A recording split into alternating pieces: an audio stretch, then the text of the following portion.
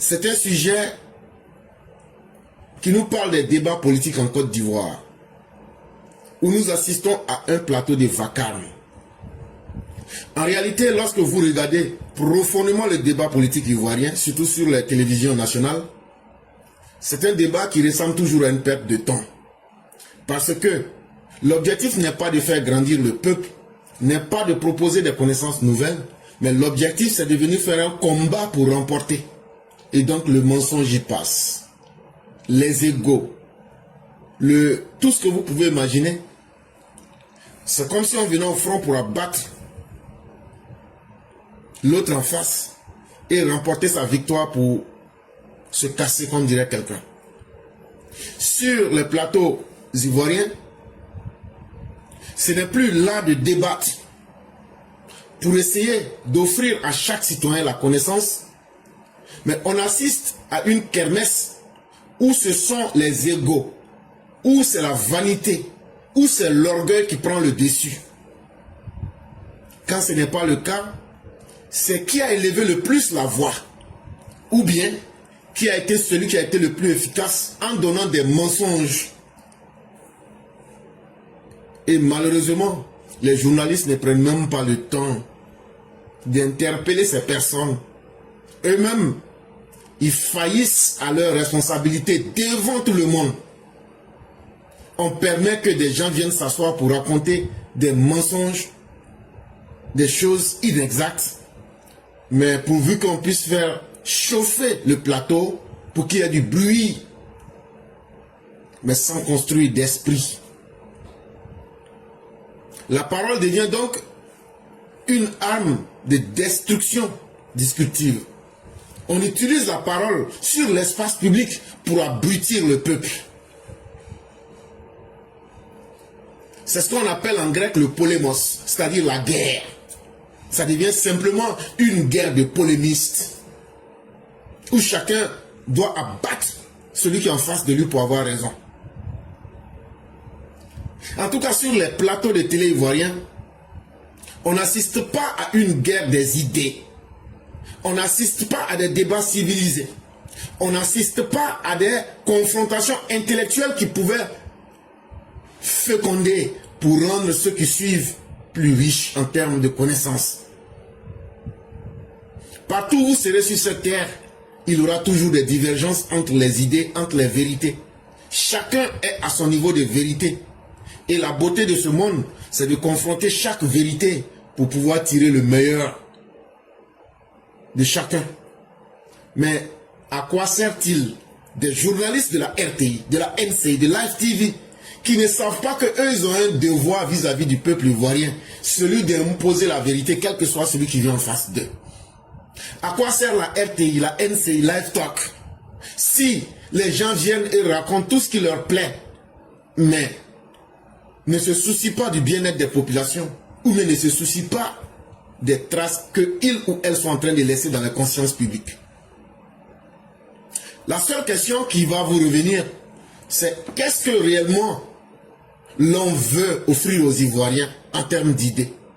Est-ce qu'une société peut évoluer dans le brouhaha et surtout dans la saleté mentale et intellectuelle? En tout cas, il est temps que les Ivoiriens prennent conscience que le théâtre de vanité, le spectacle honteux de ceux qui viennent dégrader la pensée, parce que eux, ils ont leur ego, ils ont leur orgueil, qu'ils doivent mettre en lumière pour faire plaisir à eux-mêmes d'abord et pour attirer l'attention des gens sur eux. Et plus tu mens et plus tu es dans les excès, c'est là que tu te fais remarquer.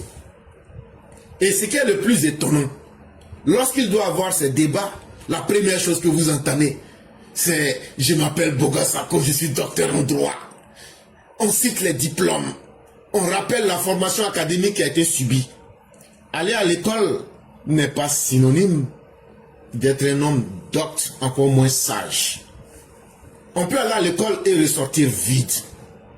Et c'est exactement ce à quoi nous assistons. Malgré les diplômes, quand on voit des concombres verts comme Chérif Ousmane qui se dirait docteur, mais quand vous regardez son niveau de réflexion, vous avez envie de ne plus du tout aller à l'école. Vous avez honte des diplômes qui sont obtenus par les uns et les autres.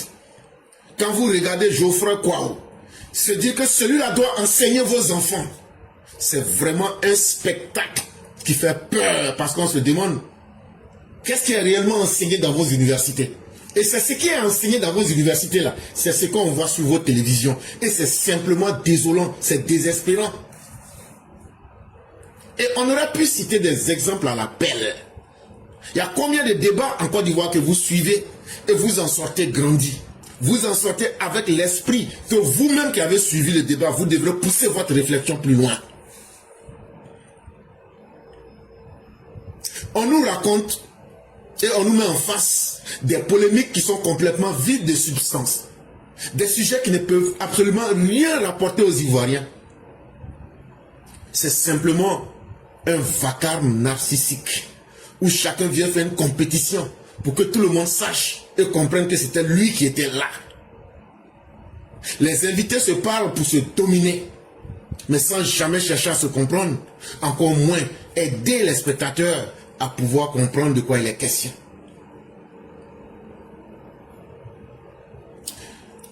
Et dans un tel spectacle, le vrai drame,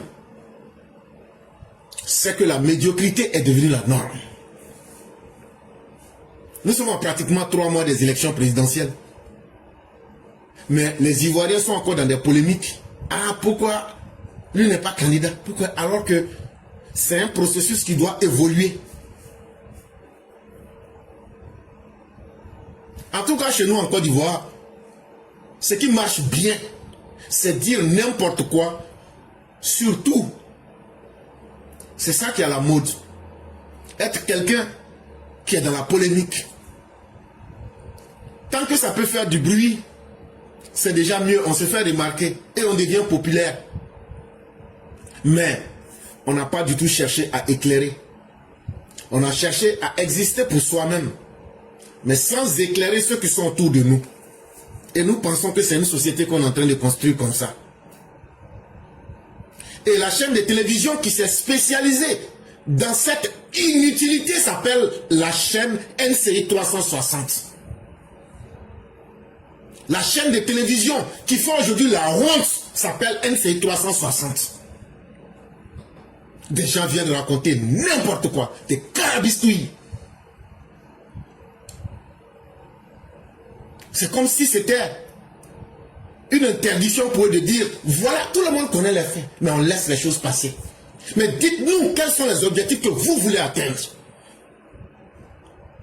Parce que ça fait du bruit, parce que vous obtenez un audimat, vous obtenez des gens qui vous suivent. Et vous pensez que c'est suffisant. Mais vous êtes en train de détruire notre société. Vous êtes en train de corrompre la mentalité. Vous êtes en train de corrompre les esprits. Et demain vous serez surpris de ce qui pourra arriver à notre pays. Vous serez tenus pour responsables, vous. Chacune de ces personnes qui réalisaient ces émissions pour rabaisser la connaissance, pour rabaisser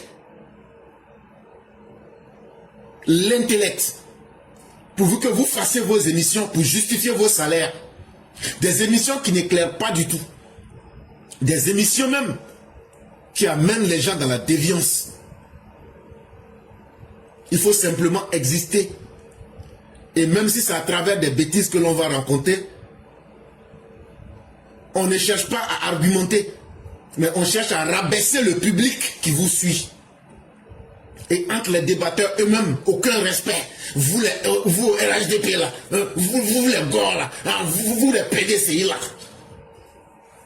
Toujours dans les invectives. C'est ça vous appelez un débat? C'est simplement honteux et c'est simplement calamiteux. Surtout pour vous qui vous dites journaliste. C'est simplement une honte.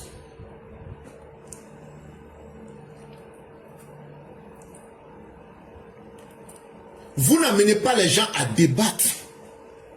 Et je vous invite simplement à aller lire le livre, le petit livre de Schopenhauer. Vous allez savoir ce que c'est qu'un débat. Et comment un débat doit se faire. Et comment on doit pousser les gens à aller au-delà d'eux-mêmes à travers la positivité. Pendant trop longtemps, vous n'avez que offert la médiocrité aux Ivoiriens. Vous ne cherchez pas à l'enrichissement intellectuel, mental, moral de notre société. Vous envoyez simplement des gens qui se sentent dans une compétition d'ego où ils veulent faire taire celui qui est en face d'eux, c'est tout.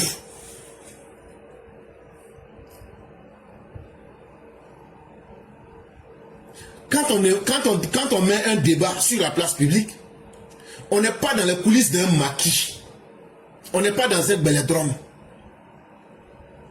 Et donc on doit se donner l'obligation de ne pas raconter n'importe quoi ou de laisser passer n'importe qui et n'importe quoi. Mais encore pire, on voit certains qu'on appelle des chroniqueurs. Chroniqueurs. Et là, eux, ils justifient l'injustifiable. Je prends l'exemple d'Herman Aboua. Lorsque le chef de l'État a insulté, cet individu se permet de nous dire que c'est parce que les gens sont frustrés. Très bien. Mais Herman Aboua, j'aurais pu te retourner tout ce que tu entends sur la toile là, qu'ils ont dit sur le président Ouattara là. Je te retourne exactement les mêmes mots. Je te retourne exactement les mêmes mots. Et je vais voir si c'est le résultat de ma frustration. Et je peux te dire qu'en société, tout le monde est frustré parce que chacun abandonne quelque chose à laquelle il tient pour le bien et le confort de notre société. Et donc, venir justifier l'impudeur, la stupidité, l'irresponsabilité et se faire appeler chroniqueur où le respect a foutu le camp. On appelle un ministre par son prénom pour montrer au peuple qu'on est proche de ce dernier. On vilipende le président, les institutions sont banalisées, on évolue sans pudeur, sans tenue, ni éducation. Et ça se fait payer à la fin du mois, parce qu'on serait chroniqueur. On oublie que la parole sur une chaîne publique engage de la responsabilité. Être responsable, c'est être capable de regarder ce qu'on a dit, ce qu'on a fait, pour dire ce que j'ai fait, j'ai donné le meilleur de moi-même. Est-ce que vous, télévisions ivoiriennes, vous offrez le meilleur à votre population? Être sur une télévision, ce n'est pas un privilège, ça doit être un exercice de responsabilité, surtout qui engage votre civisme, où vous devrez présenter le meilleur en termes de moralité, en termes d'éthique, en termes surtout de connaissances intellectuelles. Mais ce n'est pas le cas en Côte d'Ivoire. Lorsque vous êtes à la télévision, ou bien dans l'espace public, ou bien les gens qui vous écoutent, moi je ne peux pas prendre une minute pour écouter quelqu'un. Si vous avez remarqué, même quand je dois faire des débats avec quelqu'un, j'aime aller droit au but et que les choses soient claires. Je ne peux pas respecter quelqu'un qui perd mon temps. Et je ne peux même pas prendre mon temps pour t'écouter. Je ne peux pas écouter quelqu'un qui n'est pas efficace et structuré. Parce que quand des gens prennent le temps de venir t'écouter, ce que tu dis là, tu dois être capable de toi-même démontrer que ce que tu dis est important et que ça peut avoir un impact. L'espace public doit être un lieu de socialisation intellectuelle où les citoyens doivent apprendre à vivre ensemble, apprendre à s'écouter et surtout à confronter les idées par le raisonnement, en offrant des idées au peuple. Mais ce que l'on nous donne de voir sur les télévisions ivoiriennes, en cette année 2025, c'est simplement absurde. Et ces gens-là vont aussi dire qu'eux participent à la construction de notre démocratie.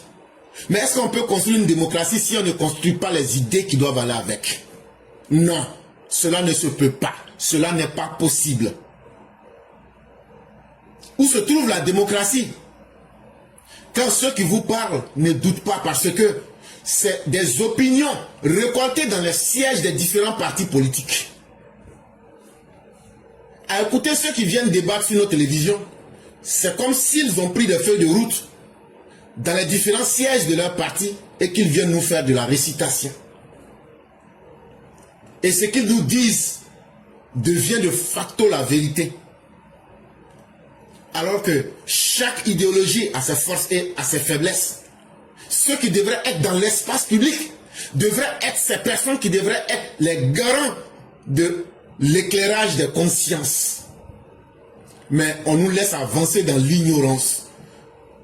Des gens qui s'enorgueillissent d'une certitude à moitié. Parce que pour eux, il faut faire plaisir à une chapelle. Il faut faire plaisir à un public dans le peuple, mais sans chercher à tenir compte de l'entièreté du peuple lui-même. On n'apprend pas à se questionner. On n'apprend pas à tendre l'oreille. On n'apprend pas à accepter la différence. On n'apprend pas à avoir l'esprit critique, encore moins à accepter des idées qui peuvent nous être nouvelles. Mais ne vous trompez pas. Moi, je ne suis qu'un citoyen. Un simple citoyen. Mais si je vous dis ça, ça veut dire que nous en avons plus que marre de vos chaînes. Ça veut dire que vous ne nous offrez rien de potent. Ça veut dire que nous savons que vous êtes en train de nous niveler vers le bas. Vous êtes en train de nous tirer pour tomber dans la médiocrité. Vous êtes en train de nous mentir. Vous ne faites que nous rencontrer des sornettes. Mais en réalité, tout ce que vous oubliez là, tout ce temps que vous perdez à gaspiller l'argent public, c'est nous là, on doit aller voter. C'est nous la population là, on va aller voter. Et vous ne pouvez pas nous tromper. Vos débats qui sont devenus des rings, où vous êtes devenus des gladiateurs des opinions, et vous vous étripez sur l'arène médiatique parce que vous êtes devenus populaires, c'est vous qui passez dessus. C'est très bien. L'objectif n'est plus la vérité. L'objectif, c'est de retrouver une certaine victoire pour satisfaire vos égos. Et peu importe les moyens, c'est très bien. Plus aucune contradiction qui puisse amener le peuple à être nivelé vers le haut. Comme disait Platon, aller vers les hauteurs. C'est toujours les mêmes choses qui sont offertes. C'est toujours les mêmes propos stériles. Des dialogues qui sont tués dans l'œuf par l'agressivité, l'orgueil et surtout l'irresponsabilité de certains journalistes. Pourtant, on n'est pas obligé d'être l'ennemi du peuple. Le peuple ne demande pas qu'on lui mente. Le peuple demande qu'on le respecte. On peut former le peuple en mettant des gens suffisamment aguerris, suffisamment respectueux et surtout de l'éthique. On peut se contester sans se condamner. On peut s'affronter sans s'humilier. On peut être adversaire sans être ennemi en termes d'idées. Malheureusement, tous ceux qui se font appeler des chroniqueurs sont des substituts des partis politiques, sont des représentants des partis politiques. Et ils arrivent à calibrer leur discours pour répondre aux attentes de leurs différents partis politiques. Mais est-ce qu'il y a des gens qui seraient prêts à répondre aux attentes du peuple ivoirien? Pourtant, ces soi-disant chroniqueurs ne sont ni ministres, ils ne sont pas députés.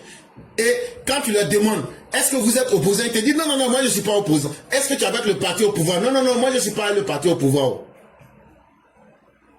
Tout ce qu'on vous demande, c'est d'être des médiateurs. Ceux qui exposent la vérité, sans état d'âme et sans parti pris.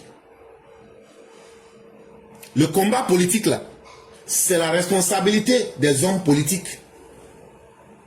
Mais prendre la responsabilité d'informer les citoyens, c'est la responsabilité de ceux qui sont des journalistes ou des chroniqueurs ou des intellectuels.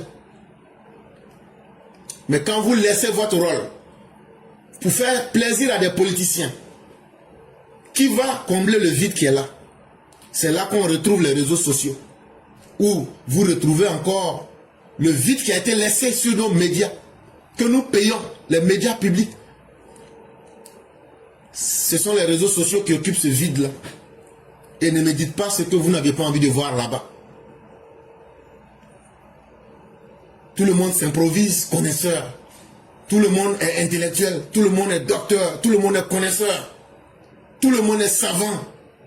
Et c'est une zone de non-limite. Tout le monde fait ce qu'il veut, pourvu que vous puissiez avoir beaucoup de likes, vous puissiez avoir beaucoup de commentaires, vous puissiez avoir un grand nombre de personnes qui vous suivent, qu'on appelle les followers. C'est un spectacle simplement désespérant. Et ça démontre que nous ne sommes pas en train de construire notre société. Parce que nous ne sommes pas en train de construire les intelligences. On est en train de construire des boxeurs qui vont... Demain là, il n'y a aucune différence entre ces personnes que nous sommes en train de construire et Soroguium ou bien Blé Goudé lorsque ces personnes vont prendre des armes pour s'affronter. Nous sommes en train de construire une société de guerre où ceux qui se disent spécialistes dans leur domaine ne raisonnent plus. Mais ils ne font que raisonner. Ils ne raisonnent plus, mais ils ne font que raisonner. Ça veut dire faire du bruit. Et quelle que soit votre bonne volonté, moi je ne suis plus, je ne sais même plus pour quelle est la dernière fois que j'ai suivi une télévision ivoirienne. Parce que vous n'apprendrez rien. Et lorsque des personnes, surtout dans l'émission d'Ali Djarasouba, lorsque des gens sont invités et qu'ils veulent donner une idée différente, très rapidement vous voyez, on nous dit on ne vous entend pas, ou bien la ligne est brouée, ou bien lorsque vous étiez au standard, ce n'est pas ce que vous nous aviez dit. Mais c'est parce que justement la parole n'est pas libérée. C'est parce que justement la fausse impression, Ali, la fausse impression que tu es en train de donner là, que la parole est libre et que les gens peuvent parler librement, tu te contredis toi-même en disant qu'au standard, c'est pas ce que tu avais dit. Parce que les gens se sont rendus compte que vous ne voulez pas qu'ils parlent d'une certaine façon. Vous ne voulez pas qu'ils parlent librement. Et donc ça oblige les gens à dire le contraire pour que vous puissiez les laisser passer à la télévision. Laissez les gens libres. Prenez-les directement pour qu'ils disent ce qu'ils veulent. Le mensonge, on ne peut pas cacher. Comment on peut aller suivre une émission? Les gens se respectent. À quoi bon mentir? Mais c'est parce qu'ils savent que s'ils disent, voici ce que je vais dire, si ça ne plaît pas au standard, vous n'allez pas les faire passer. Frère, arrêtez ça. Laissez les gens être des êtres pensants, des êtres autonomes. Et ne donnez pas l'impression que les choses sont libres, là où déjà tout est préparé, dans un certain sens. Ce n'est pas respecter la capacité d'autonomie même de l'être.